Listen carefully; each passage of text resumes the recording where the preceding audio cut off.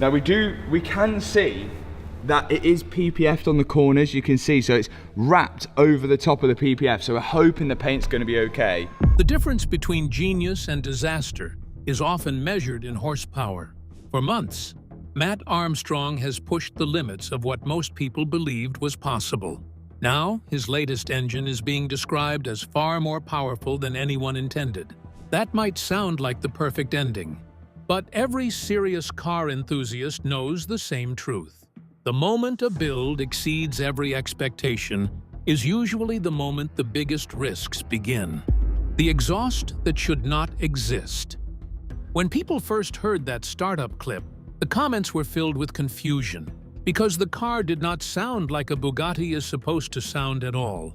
A Bugatti from the factory is engineered to feel composed, almost polite, hiding nearly 1,500 horsepower behind a thick blanket of refinement. The engine is muffled on purpose. The whole philosophy of the original car was to make Savage Power feel relaxed, like the thing was barely awake while it folded the horizon in half. This one was different, and the reason is a company called Valvetronic Designs. They did something that, as far as anyone has been able to confirm, had genuinely never been attempted before. They built the first aftermarket exhaust ever created for the Bugatti Chiron platform. Nobody had ever made one because nobody had ever believed there would be a reason to. These cars are so rare and so tightly locked down that the idea of an independent shop fabricating parts for one sounded like a punchline to most people in the industry. How they did it tells you everything about how far this build was willing to go.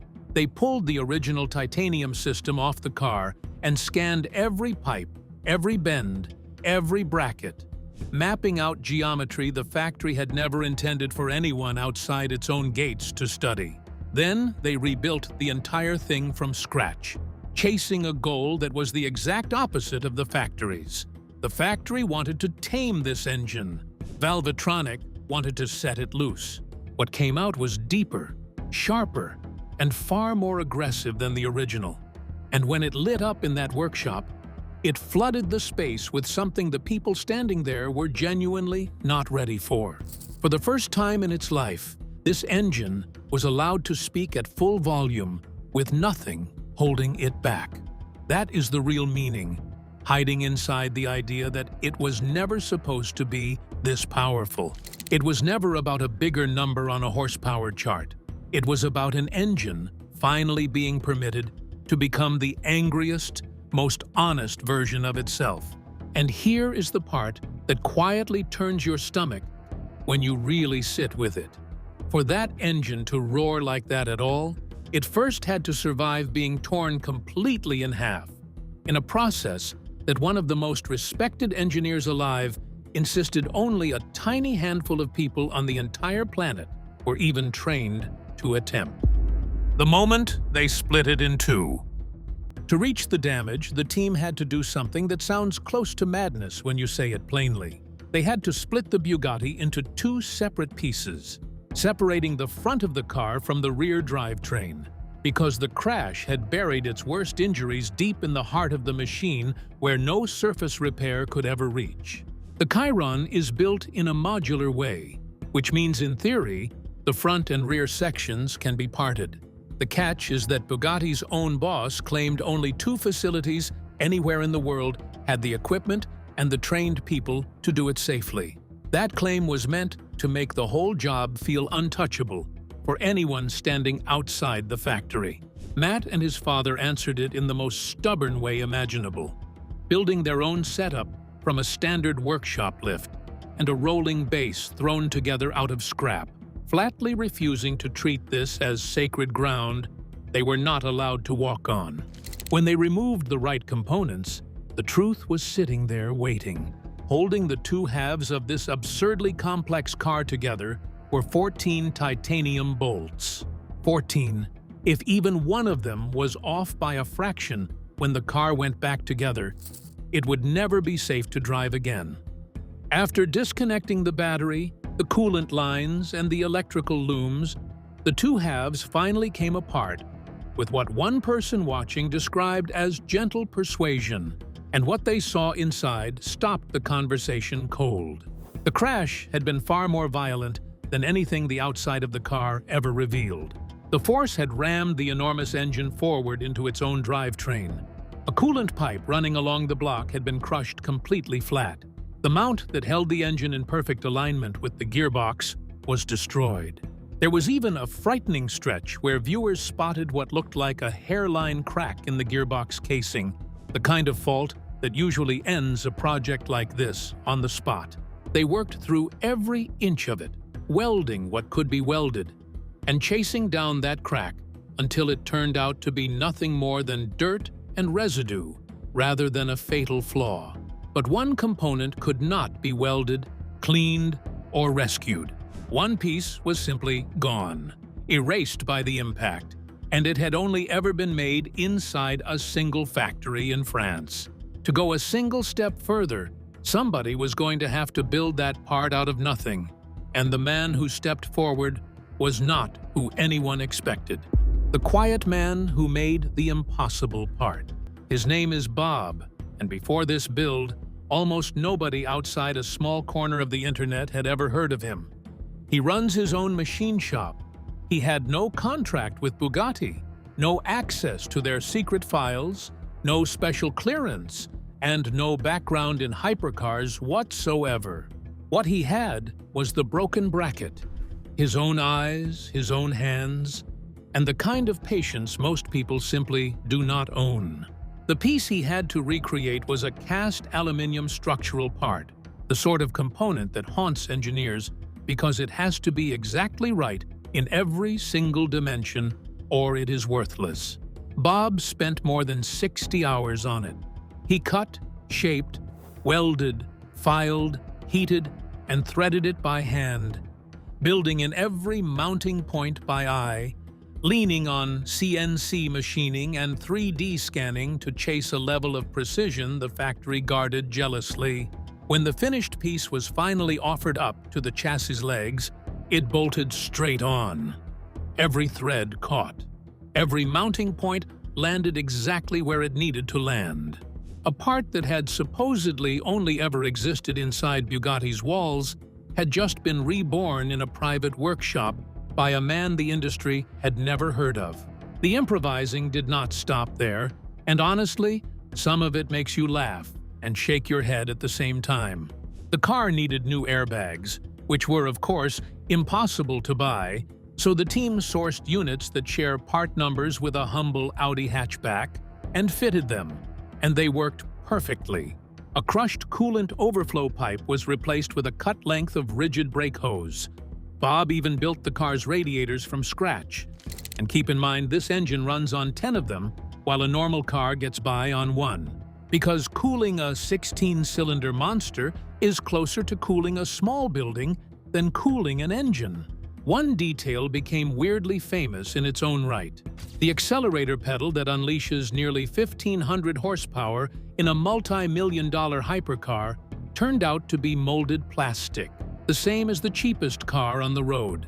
They also discovered the engine had been driven with no coolant after the crash, which, by every rule, should have destroyed it, and somehow it had survived completely intact. But every single one of these small miracles only had to happen because of one quiet, brutal decision the company made the day they declared this car dead.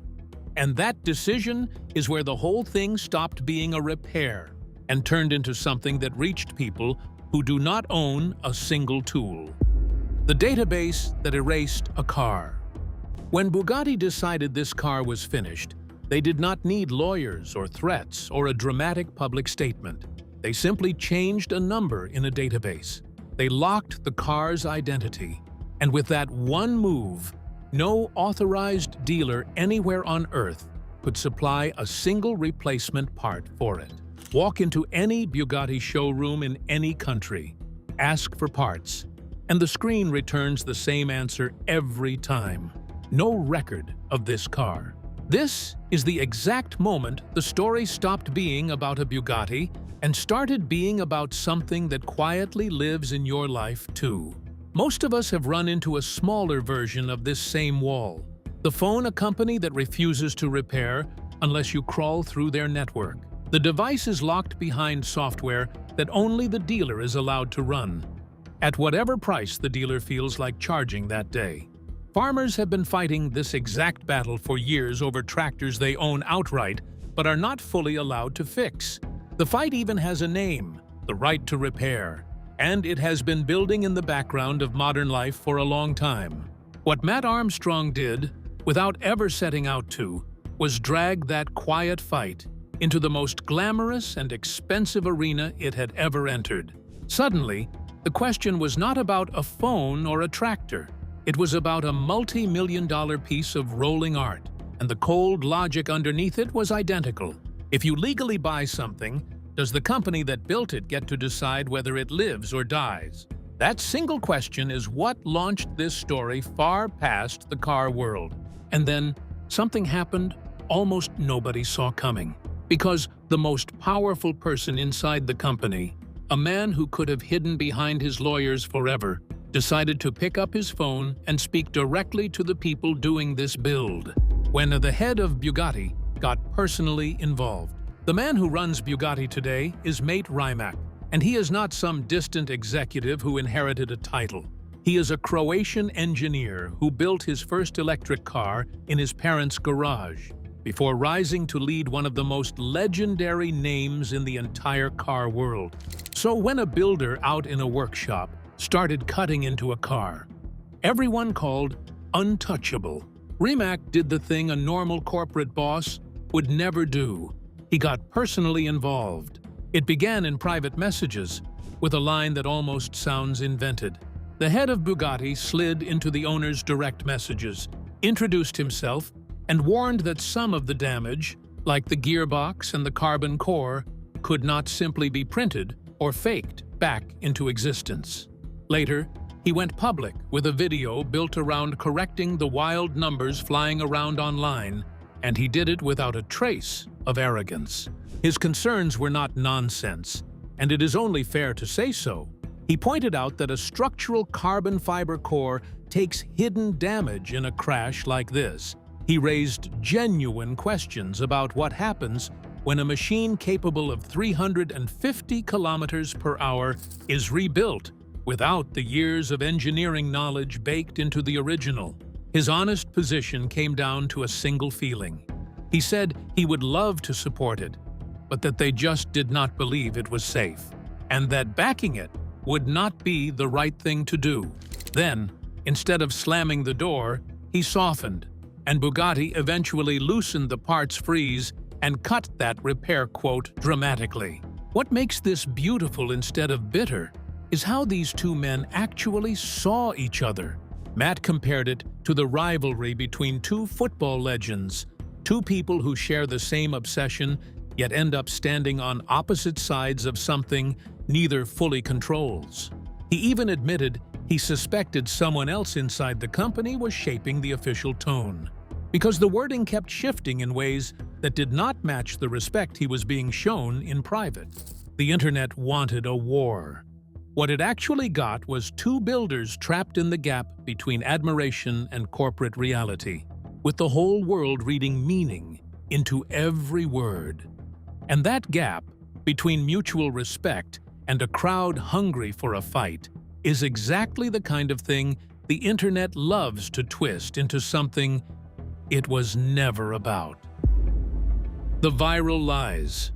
Wearing famous names.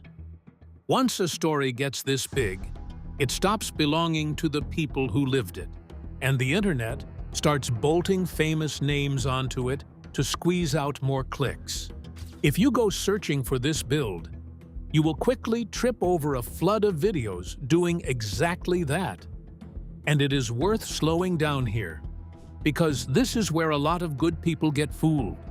You will see clips claiming Joe Rogan broke this whole saga down on his podcast, sometimes even pretending huge celebrities jumped in with shocking three-word reactions about Matt and the engine. You will see thumbnails screaming that Netflix slid a $30 million deal across the table, while Bugatti supposedly begged him to turn it down. You will see emotional fakes claiming his wife broke down because the rebuild nearly cost him his life, and wild posts insisting a giant company dumped its stake in Bugatti purely because of what Matt exposed. Here is the plain truth. There is no real evidence behind any of that. No genuine Joe Rogan breakdown of this build. These clips lean on enormous names because the names alone pull clicks, and they stitch together a fake sense of authority that was never actually there. The reason it works on people is uncomfortable but simple. When you see a name you trust attached to a story, your guard quietly drops, and you assume someone important already did the fact-checking for you. What is real is far less flashy, and somehow far more impressive. Matt sat down for a genuine, substantial interview about this entire journey on a real podcast, where he spoke openly about the pressure, the doubt, and his strange standoff with the company. The honest version never needed a borrowed celebrity to feel remarkable. The actual story was always strong enough to stand completely on its own, which is what makes the fakery feel so lazy. So the next time a clip promises you a shocking celebrity reaction that changed everything, treat that as your cue to slow down, not speed up. And once you strip away all the borrowed names and invented drama, what remains is one stubborn builder, one wrecked machine, and a beginning that traces all the way back to an ordinary afternoon on a road in Miami. Where it all began, on a road in Miami. Before the locked database, before the head of Bugatti got involved, before the angry new exhaust, there was just a man and his dream car. The owner was a Florida-based trader who had clawed his way into a life most people only fantasize about. And the purple Bugatti was the trophy that proved it. He loved that car, sometimes a little too carelessly, and at one point, he even damaged the rear wing during a stunt, which tells you how comfortable he had grown around something so rare and so fragile. Then, around October of 2025, the comfort ran out. The car struck the back of a smaller vehicle, and the front end absorbed the full force of it. Airbags fired. Carbon fiber cracked and folded. The famous horseshoe grille, the detail that makes a Bugatti recognizable from across a parking lot, was destroyed. The headlights were gone. The hood peeled back. Most of the real damage, though, was hidden deep where no camera could reach, buried in the engine and the structure itself. The company's reaction was swift and final. An expert flew over from France, inspected the wreck in person, and declared it a total loss. The car was handed a salvage title, stripped of any official support, and sent off to a Copart auction. Insurance assessors had thrown out a parts figure near $1.7 million, a number heavy enough to end the conversation forever. For almost everyone, it did. But the owner bought the car back for a fraction of its real worth. And the moment Matt Armstrong laid eyes on that wreck, he saw the one thing nobody else would allow themselves to see, which was a car that could absolutely drive again. Now, for the part the loudest headlines always bury, a lot of the scariest prices that went viral were heavily exaggerated, and Rimac himself pointed out that the true cost of certain parts was only a small fraction of the screaming rumors online. The truth was always quieter than the legend. Yet, the legend is what spread, because fear and shock will always travel faster than facts. And that same hunger for attention is exactly what keeps pulling Matt back in, because he is already deep into a second Bugatti now, a repossessed Veyron. And once again, the factory will not supply parts, and once again his team is beating the system their own way, even solving a major fault with a part that costs a few dollars instead of a fortune. So here is where it leaves us, with a machine that was declared dead, rebuilt by hands that were never given permission, breathing louder than the factory ever allowed. Do you think Matt is truly fighting for every owner's right to fix what they actually own? Or do you believe the attention was always the real prize? Drop your honest thoughts in the comments and tell me which side of this you land on.